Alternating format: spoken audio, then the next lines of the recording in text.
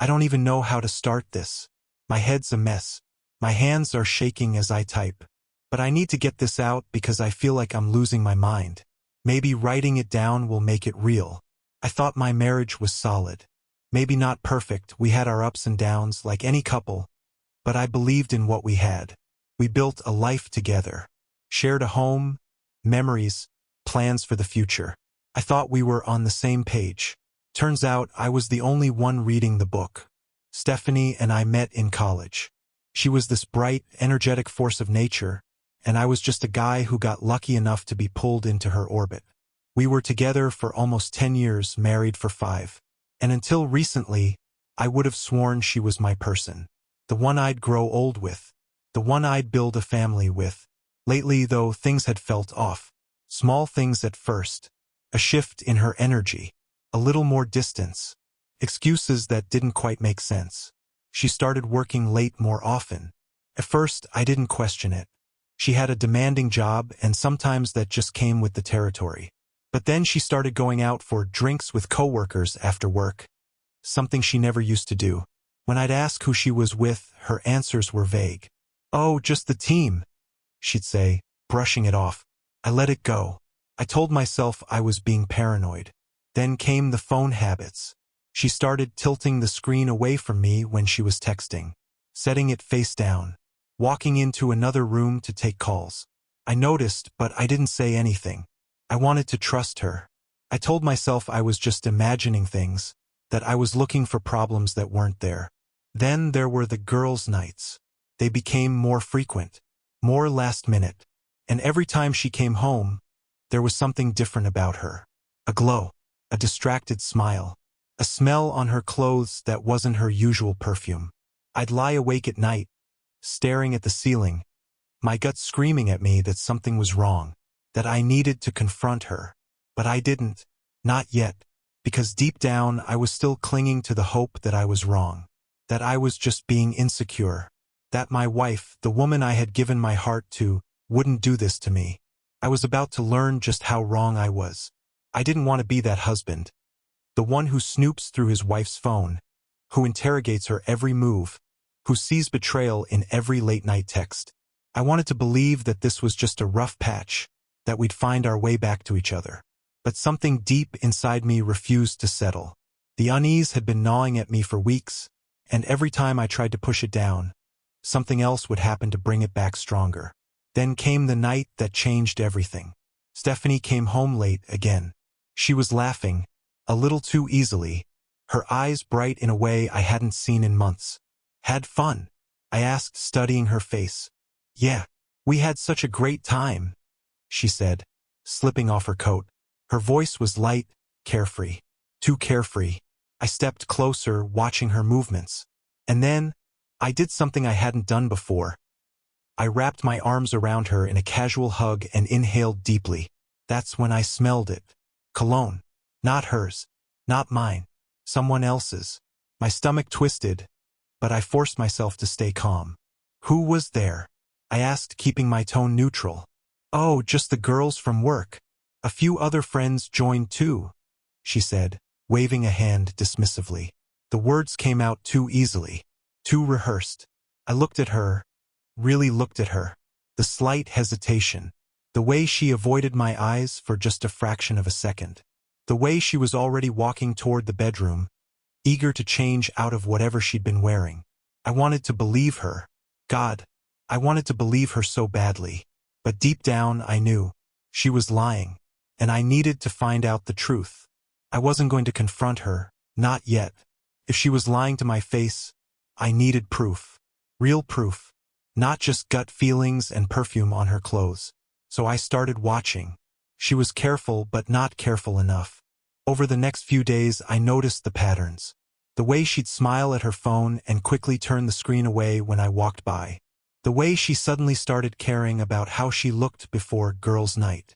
The way she'd check her reflection twice before leaving. Something she hadn't done in years. I decided to test her. One evening, she was getting ready for another night out. She was extra cheerful, humming to herself as she put on makeup. Something she rarely did for just a casual get-together with her friends. "Hey," I said, leaning against the doorframe. "What if I come with you tonight?" I saw it, the flicker of panic. It was brief, but it was there. "Oh, babe, it's just a girl's thing," she said quickly. "You'd be so bored. We're just catching up. Nothing exciting." She was too quick to shut it down, too eager to get me off the topic. I smiled. "Yeah, you're probably right. Have fun." She hesitated for a split second, like she was expecting me to push further. When I didn't, she exhaled, grabbed her purse, and left without a second glance. And that's when I made my move. I already had a suspicion of who it was.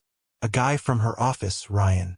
The way she mentioned his name casually but too often, the way her tone changed ever so slightly when she talked about him. I grabbed my keys and left the house a few minutes after she did. I followed at a distance, my heart pounding. She didn't go to the usual bar where she and her friends met. She didn't go anywhere near them. Instead, she pulled into a quiet restaurant parking lot and stepped out of the car, where he was already waiting for her. Tall, confident, smiling like he had just won something. She walked right up to him, and he pulled her into a hug that lasted too long to be friendly. I felt my stomach drop. My hands clenched into fists, but I didn't move. I didn't storm up to them. Not yet. I needed more, so I pulled out my phone and started recording. I sat in my car, gripping my phone so tightly my knuckles turned white. The screen was recording, capturing every movement, every laugh, every touch between them. Stephanie looked happy, really happy. I watched as she leaned into him, touching his arm, tilting her head in that familiar way she used to do with me. And then, she kissed him. Not a quick peck, not a friendly gesture. A deep, slow, intimate kiss. I felt something inside me snap. I had been holding on to a thin thread of hope. Hope that maybe I was just imagining things, that maybe she was only emotionally distant, that maybe she wasn't actually doing what my gut had been screaming at me. But there it was, plain as day, undeniable. She pulled away, laughing at something he whispered in her ear, then took his hand and led him inside the restaurant. I sat there, staring at my phone screen, my entire world shifting beneath me. This was the moment where a part of me, the part that still believed in us, died. I could have stormed inside, caused a scene, humiliated them both right then and there. But no, that would have been too easy, too impulsive. I had something better in mind. I drove home, my mind spinning. If she wanted to explore new relationships, fine. I would give her exactly what she asked for, just not in the way she expected. The next morning, I played it cool. She came home late, slipping into bed like nothing had happened, like she hadn't just been in another man's arms. I didn't say a word. I needed time to prepare. And when the moment was right, when she least expected it, I would deliver my response. She wanted new? She was about to get everything new. The next few days were a test of endurance. I had to act normal. No suspicion. No confrontation. Just business as usual. Stephanie continued her little charade, coming home late with lazy excuses, flashing that same tired smile like she thought I was too blind to see what was happening. I wasn't blind. I was waiting. I had a plan, and it had to be perfect. I started small, making copies of important documents, changing passwords to my accounts, quietly moving my valuables out of the house. Step by step, I began untangling myself from the life we had built together, the life she had already started throwing away. Then I reached out to a divorce attorney. I wanted this done right. No mess, no loose ends. I explained everything, showed them the footage. They assured me we had a solid case. Adultery, deception. She wasn't getting a penny more than what was legally required. Then came the fun part, the final move. I waited until a Friday night, one of her girls' nights. I already knew where she'd be. I just needed her out of the house long enough to put the final piece in place. That evening, after she left, I put everything into motion. First, I packed up the last of my things. The house we shared would soon be hers alone, whether she liked it or not. Then I gathered what I needed. A box. Inside it, our burned family album, ashes of what we once were. The divorce papers neatly signed and ready to go.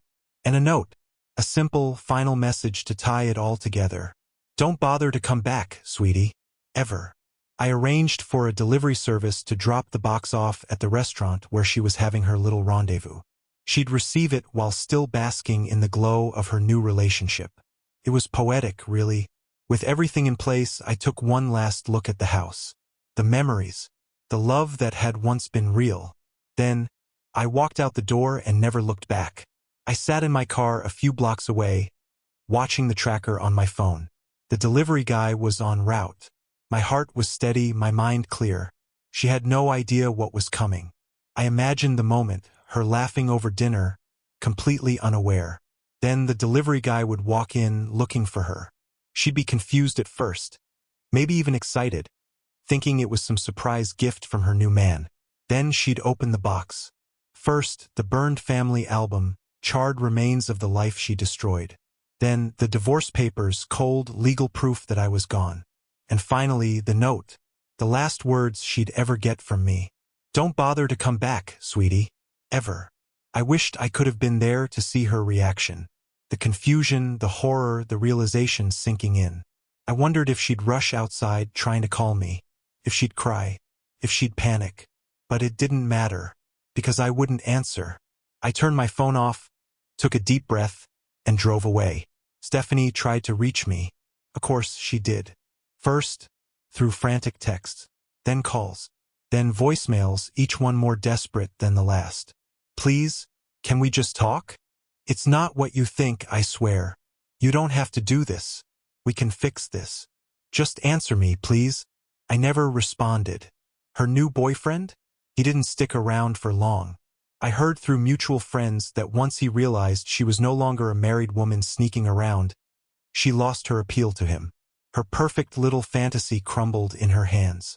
As for me, I walked away with my dignity intact. The weight I had been carrying for months was gone. I was free. A fresh start. Clean break. She wanted new? She got it. Just not in the way she expected.